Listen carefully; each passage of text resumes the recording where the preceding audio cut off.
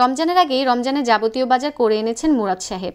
রমজানের আগেই পণ্যদ্রব্যের মূল্য আকাশ ছুঁয়ে যায়, তাই প্রতিবছর রমজানের আগেই বাজার করে রাখেন তিনি। সোফার সাথে বাজারের থলেটা ঠেকিয়ে বসেন মুরাদ সাহেব। বাড়িতে শারমিন বেগম আর কাজের মেয়ে মিতালি ছাড়া কেউ নেই। মুরাদ সাহেবের এক মেয়ে ও এক ছেলে। বছর ৩ আগে মেয়ের বিয়ে দিয়েছেন এক সম্ভ্রান্ত মুসলিম পরিবারে, আর ছেলে বিয়ে করে বউ নিয়ে লন্ডনে সেটেল হয়ে গেছে। এখন শারমিন বেগম ও মুরাদ সাহেবের টোনাটুনি সংসার। মিতালি মাথায় হাত দিয়ে বলে, কখন এসেছেন খালু? আমাকে ডাকবেন না? বাজারগুলো এনে রেখেছেন, খালা দেখলে আমাকে বকবে। বলেই মিতালি মাছ মাংসের বাজারের থলে নিয়ে রান্নাঘরে যায়। দুপুরের রোদে ঘেমে এসেছে মুরাদ সাহেব।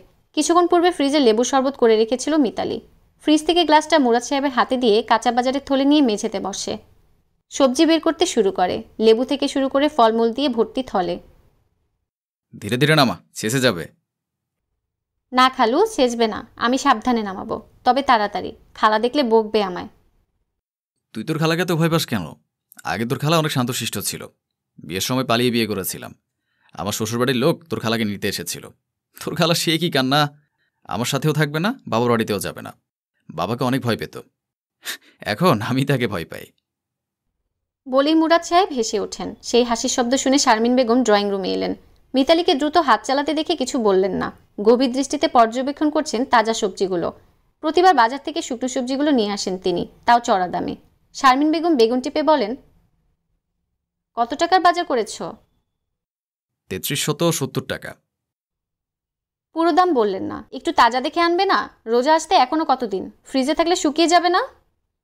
মুরাদ সাহেব এবার আর জবাব দিলেন না। নিত্যদিনের দ্রব্যগুলো নিয়েই তাকে শুনতে হয় শারমিন বেগমের কথা। আগে বাজারের লিস্ট নিত না, ফলে কিছু প্রয়োজনীয় বাজার আনতে পারতেন না, যার দরুন শারমিন বেগম রাগারাগি করতেন মুরাদ সাহেবের সাথে। তাই বাজারের লিস্ট নিয়ে যায় প্রতিবার। লিস্ট মিলিয়ে বাজার করতে ঢের সময় লাগে। মাঝে মাঝে লিস্ট হারিয়েও ফেলেন মুরাদ সাহেব। আজও বাজারের লিস্ট হারিয়ে ফেলেছেন। শারমিন বেগমের কথায় ধ্যান ভাঙে মুরাদ সাহেবের। লিস্টে আমি পটল লিখে দিয়েছিলাম, পটল কোথায়? মুরাদ সাহেব আতকে উঠলেন। ভয়টা সত্যি হয়েছে। না বোঝার ভান করে বলেন, তুমি লেখনি, ভুলে গেছো নিশ্চয়ই। পটলগুলো মিমের শ্বশুরবাড়িতে পাঠাতে চেয়েছিলেন শারমিন বেগম। ছোট থেকে রোজা খুলে পটল ভাজা খায় মিম, মিমের পছন্দের সবজি। দেখি লিস্ট দাও তো। রাস্তায় ফেলে এসেছি। শারমিন বেগম কিছু বললেন না। বিকেলে ভ্যান গাড়িতে সবজি নিয়ে আসেন, সেখান থেকে কিছু রাখবেন। মিতালি দেওয়া শরবতের গ্লাস এক চুমুকে শেষ করে উঠে ঘরে গেলেন মুরাদ সাহেব। গরমে মাথা ঘুরছে তার। মিতালিকে সবচেয়ে তাজা সবজিগুলো আলাদা করে রাখতে বললেন শারমিন বেগম। মেয়ে শ্বশুরবাড়িতে পাঠাতে হবে। বিকেলেই মেয়ে বাড়িতে এলো। মিতালি দরজা খুলে চিৎকার দিয়ে বলে, খালাম্মা, খালু, দেখেন কে আসছে। আপামনি ভারী ব্যাগটা আমাকে দেন। মিম হেসে ফেলে। মিতালি অল্পতেই সন্তুষ্ট থাকার মেয়ে, তার বাবা মাকে সর্বদা আগলে রাখে। ব্যাগটা হাতে দিয়ে বলে, কি রে মিতু, তুই কেমন আছিস? আলহামদুলিল্লাহ আপামনি, ভেতরে আসেন। আমি কেমন আছি একবারও জিজ্ঞেস করলি না কেন? রাজপুত্রের মতো বর পেয়েছেন, শ্বশুর শাশুড়ি সবাই মাশাল্লাহ, ভালোই থাকবেন। ব্যাগটা নিয়ে ঘরে গেল মিতালি। এত ভারী ব্যাগ যে মিতালি বহন করতে পারছে না। মিম সহজে বাবার বাড়িতে আসে না, যতবার আসে ততবারই ব্যাগ ভর্তি করে খাবার নিয়ে আসে। শারমিন বেগম মিমকে দেখে উৎফুল্লিত হয়ে গেলেন। অনেকদিন পর মেয়ে বাড়িতে এসেছে।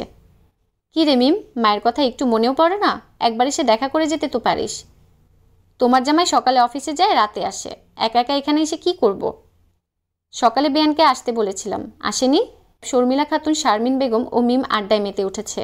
এতদিনে ঘটা ঘটনাগুলো নিজেদের মাঝে ভাগাভাগি করে নিচ্ছে। মিতালি তাদের থেকে দূরে দাঁড়িয়ে সবকিছু দেখছে। পাকোড়া আর চা বানিয়েছে। একটা আস্ত ও সুখী পরিবার। বাড়ি গিয়ে সেও এভাবে মন খুলে পরিবারের সাথে কথা বলতে পারবে।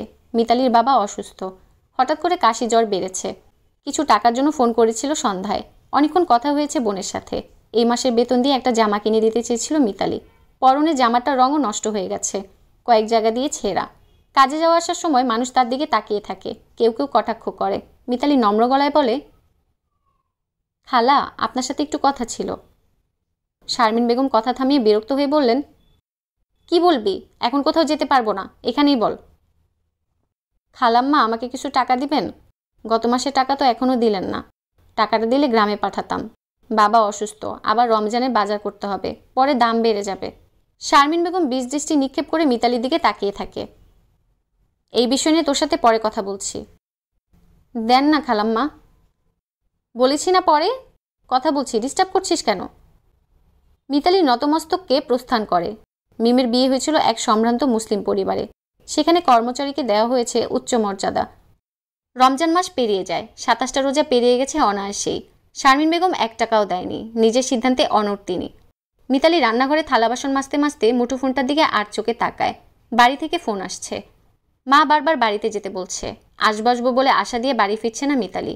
2 দিন ধরে ফোন রিসিভ করছে না। গতকাল 1 কেজি চালে রুটি, পিঠা, গরুর মাংস, হালুয়া নিজ হাতে বানিয়েছে মিতালি। 1 টুকরো মুখে দেয়নি। পরিবারের সবাইকে রেখে একা গরুর মাংস খেতে পারবে না মিতালি। কোরবানির ঈদে শারমিন বেগমের দেওয়া মাংস গ্রামে একসাথে খায় মিতালি। কি রে মিতু, এভাবে ট্যাপ ছেড়ে কি ভাবছিস? পানি শেষ হয়ে যাবে। মিতালি ভাবনা থেকে ফিরে। শারমিন বেগম নিজের ফোনটা মিতালির হাতে দিয়ে বলেন, বাড়ি থেকে তোর মা বারবার ফোন দিচ্ছেন, তোকে ফোন দিয়েও নাকি পাওয়া যাচ্ছে না, ফোন রিসিভ করছিস না কেন?